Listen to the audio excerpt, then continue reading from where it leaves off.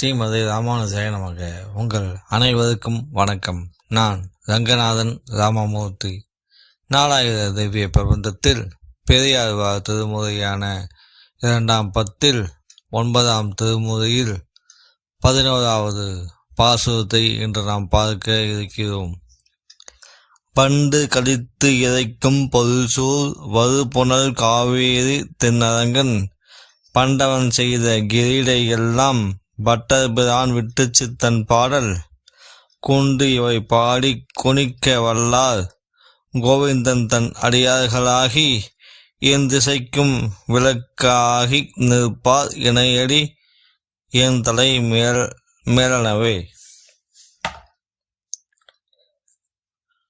தேனை உண்ட வண்டுகள் தங்கி மகிழ்ந்து இசைபாடும் சோலைகள் சூழ்ந்தும் காவேரி நதியால் சூழ்ந்தும் திகழ்கின்றது திருவரங்கம்.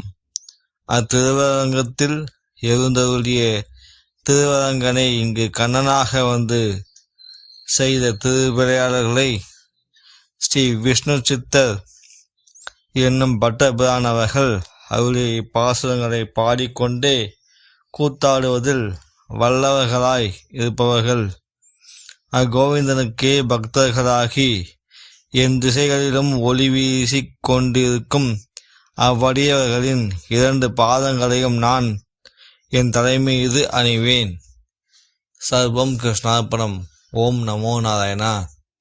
வசுதேவ சுதம் தேவம் கம்சச்சானூரமர்தனம் தேவகி பரமானந்தம் கிருஷ்ணம் வந்தே ஜெகத்குரும்.